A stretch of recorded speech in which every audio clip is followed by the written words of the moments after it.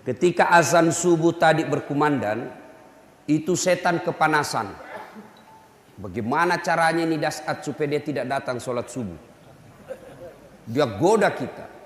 Kedengaran hayya 'alas shalah, setan makin selimuti kita.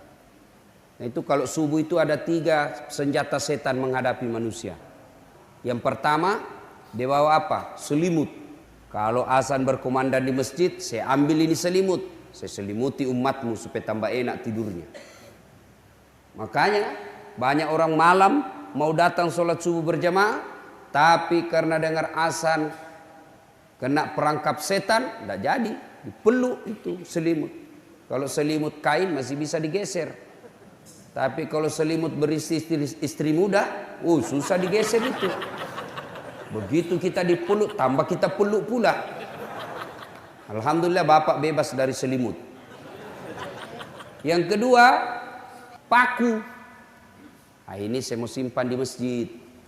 Kalau orang ceramah, saya hamburkan itu di paku-paku di lantai. Supaya apa? Umatmu tidak betah di masjid. Panas pantatnya mau pulang. Nah, maka kita lihat ini siapa yang kena paku nanti di sini. Siapa yang cepat pulang ini, itu kena paku lah kau. Nah, alhamdulillah kita selamat dari paku sampai menit ini. Nah, ini kalau dengar ceramah, saya mau kasih di matanya.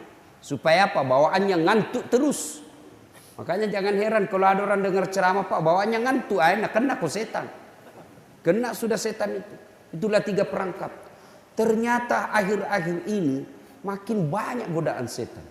Bukan cuma selimut, bukan cuma tepung, bukan cuma paku. Ada model baru. Apa? Handphone. Orang sudah ceramah masih sibuk dia begini. Itu setan itu.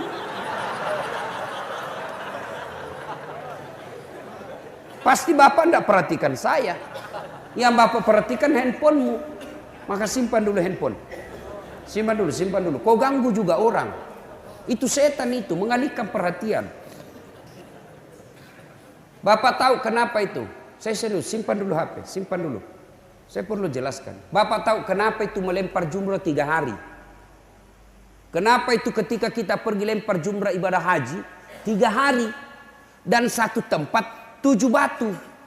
3 hari, 1 setan besar, setan kecil, setan menengah, 3 tempat masing-masing 7 batu dan 3 hari. Berapa berarti kalau 3 hari? 21 batu 1 hari. 3 hari berapa? 63. Kenapa tidak waktu haji 63 langsung dilempar? 1, 2, pak. Kenapa tidak langsung habis? Itu pelajaran buat kita bahwa melawan setan itu perlu nafas panjang. Kau keluar dari rumahmu setan sudah kau kalahkan. Tapi dia mundur, tidak. Nah goda lagi kau. Apa cara godanya? Cepat. Tidak usah kau sholat sunnah. Sudah mau kamar. Setan itu.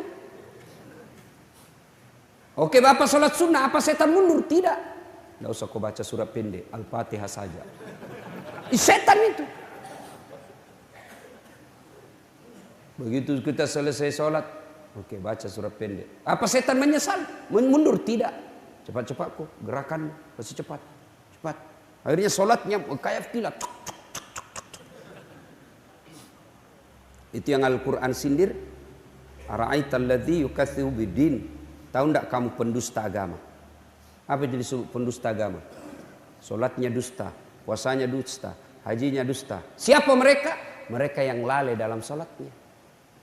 Siapa yang lalai dalam sholatnya? Mereka itu kalau sholat. Ditanya, kenapa cepat sekali? Ya kan saya sudah hafal. Saya sudah 21 tahun sholat. Saya hafal sudah itu. Biar saya tutup mata saya bisa. Sholat bukan soal hafal bos. Sholat itu soal penghambaan diri kepada Allah. Kalau soal hafal bilang kau saja Allahu Akbar, Tuhan bacaannya sama kemarin, Assalamualaikum. Selesai begitu saja. Tapi kan sholat ini penghambaan diri. Kenapa orang kalau sholat tidak sholat dianggap kafir? Bahkan Imam Syafi'i kata orang tidak haji masih Islam, orang tidak bayar zakat masih Islam. Tapi ketika tidak sholat kafir. Kenapa? Karena puncak penghambaan diri, deklarasi bahwa saya hamba, itulah sholat. Orang puasa belum tentu sepenuhnya menghambakan diri. Kenapa? Bisa puasa sambil berjualan. Masih ada kerjaan lain. Orang puasa masih bisa kita baring-baring. Orang puasa masih bisa dengar musik. Orang puasa masih bisa main gitar. Belum total dia menghambakan diri. Coba. Orang haji masih bisa bikin kegiatan lain. Bahkan ketika haji boleh kita peluk-peluk istri. Ketika haji bapak boleh berniaga. Boleh bawa busana ke batu cincin, pergi jual di Mekah. Boleh. Ketika bayar zakat boleh bapak berbisnis. Tapi ketika sholat semua kegiatan dunia hentikan, kau hambaku. Lahir batin kita menghambakan diri. Makanya dikatakan orang yang sholat kafir. Kenapa? Disitulah puncak pengakuan kita. Ya Allah, saya hamba, kau Tuhan. Coba ketika bapak sholat, ada enggak kegiatan lain? Ada. Minimal 5 menit tidak ada kegiatan lain. Tidak boleh kau sambil sholat sambil main gitar. Orang gila. Allahu Akbar. Mengap. Sami Allahu liman hamidah. Begadang jangan begadang. Tidak boleh bos.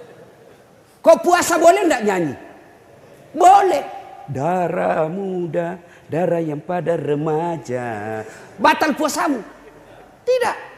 Bagaimana kalau wudu? Batal tidak? Kumur-kumur? Batal. Batal. Kenapa bisa? 3 kau kasih masuk, 1 je keluar. Kumur-kumur. 3 kali masuk, kenapa 1 keluar? 2 yang kuhisap. Boleh pak. Bayar zakat. Bapak boleh berniaga. Boleh. Bapak sambil jalan pergi ke masjid bakar zakat fitrah. Sampai di masjid ada telepon. Bos, ada beras 5 kilo. Ada. Bisa bapak sambil bayar zakat bisnis. Boleh. Sahadat.